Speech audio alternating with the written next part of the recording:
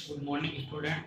स्वागत है हमारी ऑनलाइन क्लास में। हम जो है चैप्टर 5 कोयला और पेट्रोलियम के बारे में पढ़ रहे थे। इसमें लास्ट लेक्चर में हमने जो है पेट्रोलियम पदार्थ के बारे में पढ़ा था। पेट्रोलियम पदार्थ में हमने ये पढ़ा था कि जब पेट्रोलियम को परिष्कृत किया जाता है, यानी ज़मीन से जो पेट्रोलियम पदार्थ निकलता है वो एक कच्चा तेल होता है जो भूरे रंग का, मटमैले रंग का एक बदबूदार पदार्थ होता है, जिसको शुद्ध करके विभिन्न प्रकार के उत्पाद प्राप्त किए जाते हैं। तो जब जो पेट्रोलियम जमीन से निकाला जाता है, जब उसको शुद्ध करते हैं, उस प्रक्रिया को परिष्करण कहा जाता है। तो पेट्रोलियम पदार्थ का परिष्करण करने से अनेक प्रकार के उपयोगी पदार्थ प्राप्त होते हैं, जिसके बारे में हमने लास्ट लेक्चर में पढ़ा था कि सबसे पहले उसमें पेट्रोल अलग होता है, पेट्रोल के बाद में उससे डीजल है, मिट्टी का तेल है, फिर ऑयल है, स्नैप है, पैराफिन, मोम है, बिटुमेन है। तो इस तरीके से अलग अलग उत्पाद प्राप्त होते हैं। अब आज जो हम इसी के आगे पढ़ेंगे कि जो पेट्रोलियम पदार्थ है, पेट्रोलियम पदार्थ से अनेक प्रकार के उपयोगी पदार्थ बनाए जाते हैं। यानी जो पेट्रोलियम पदार्थ है, हमने ये पढ़ा था कि पेट्रोलियम पदार्थ और पेट्रोलियम पदार्थ के साथ में प्राकृतिक गैस पाई जाती है। इसी के ऊपर जहाँ पर पेट्रोल जमीन में पाया जाता है, वहां पर ऊपर प्राकृतिक गैस पाई जाती है। इन दोनों को मिलाकर पेट्रो रसायन पदार्थ कहा जाता है। इन दोनों को पेट्रो रसायन कहा जाता है। पेट्रो रसायन से अनेक प्रकार के इनसे अनेक प्रकार के उपयोगी पदार्थ प्राप्त किए जाते हैं। यानी फैक्ट्रियों में इनसे कई प्रकार के उपयोगी पदार्थ तैयार किए जाते हैं जो मानव निर्मित होते हैं, जैसे अपमार्जक है, ये इससे तैयार किए जाते हैं। अपमार्जक का मतलब डिटर्जेंट है।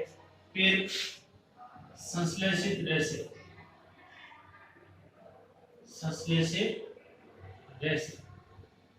संश्लेषित रेसे जैसे हमने पढ़ा था संश्लेषित रेशों के बारे में, रेयॉन, नायलॉन और पॉलिएस्टर, ये संश्लेषित रेशे हैं।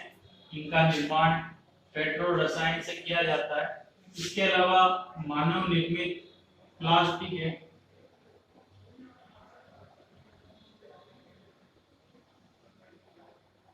इन सब पदार्थों को बनाने के लिए पेट्रोल रसायन की आवश्यकता होती है। पेट्रोल रसायन से उद्योगों में इनसे ये सारे जो उत्पाद प्राप्त किए जाते हैं, ये उत्पाद बनाए जाते हैं। इसी कारण की वजह से, यानी जो पेट्रोलियम पदार्थ है, इसका उपयोग बहुत सारे सामानों को, उद्योगों को चलाने में इसका उपयोग किया जाता है। इसलिए पेट्रोलियम पदार्थ को काला सोना भी कहा जाता है,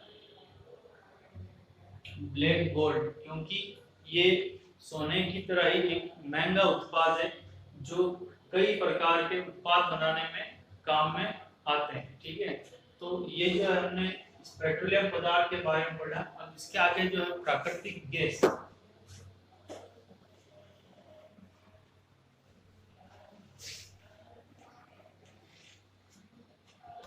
प्राकृतिक गैस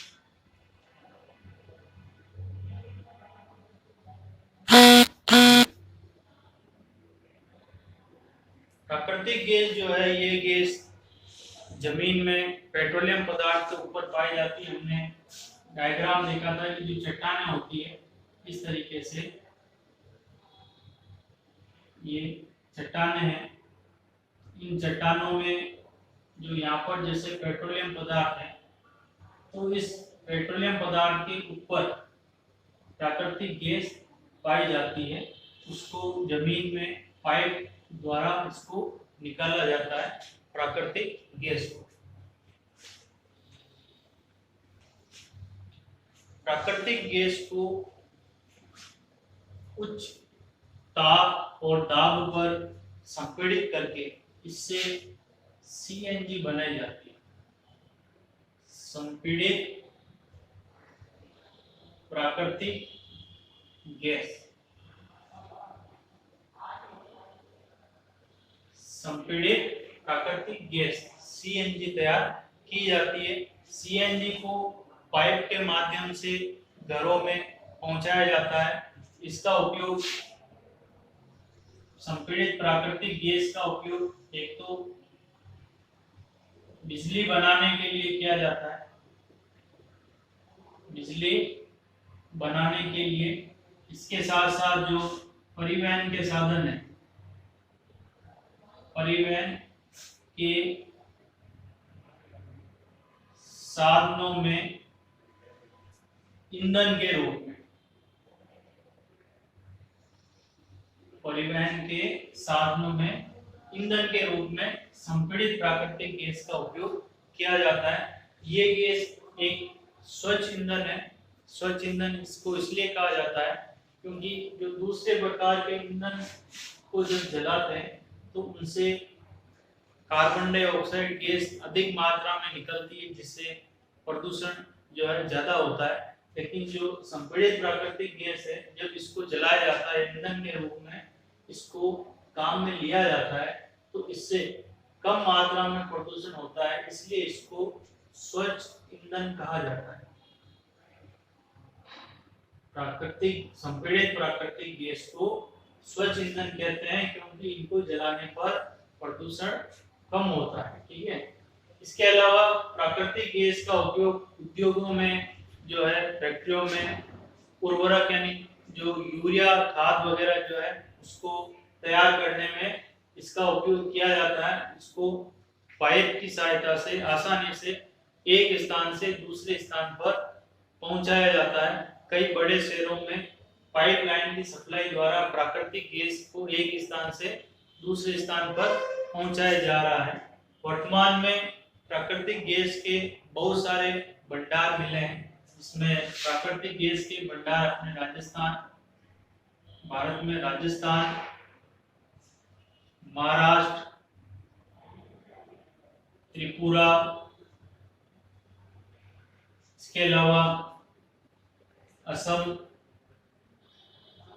तो यहाँ पर जो है प्राकृतिक गैस के विशाल भंडार मिले हैं जिसका दोहन किया जा रहा है। तो ये प्राकृतिक गैस के बारे में। इसके पश्चात नेक्स्ट जो है कि हमने कोयला और पेट्रोलियम पदार्थ के बारे में पढ़ा है, और इनके बारे में हमने ये पढ़ा था कि जो कोयला और पेट्रोलियम पदार्थ है, ये इनका जो निर्माण है वो मृत वनस्पति और जीवों से हुआ है। इसी कारण से इनको जीवाश्म ईंधन कहा जाता है। कोयला और पेट्रोलियम पदार्थ ये जीवाश्म ईंधन के उदाहरण है, क्योंकि कोयला और पेट्रोलियम पदार्थ का जो निर्माण है वो मृत जीवों और वनस्पतियों से हुआ है। तो कोयला और पेट्रोलियम एक प्रकार के जीवाश्म ईंधन है। तो जीवाश्म ईंधन होने की वजह से जब इनको जलाया जाता है तो ये जलाने पर प्रदूषण करते हैं। इसके अलावा प्रकृति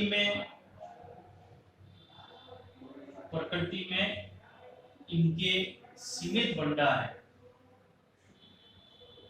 प्रकृति में इनके सीमित भंडार है, यानी प्रकृति में इनकी जो मात्रा है वो फिक्स मात्रा है, जो ज्ञात जीवाश्म ईंधन है। अगर हम लगातार जो है इसी प्रकार से अगर हम इनका उपयोग करते रहेंगे तो आने वाले कुछ सालों में ये ईंधन समाप्त हो जाएंगे। इसलिए हमें इन ईंधनों का जो दोहन है और इनका जो उपयोग है वो हमें सोच समझकर किया जाना चाहिए।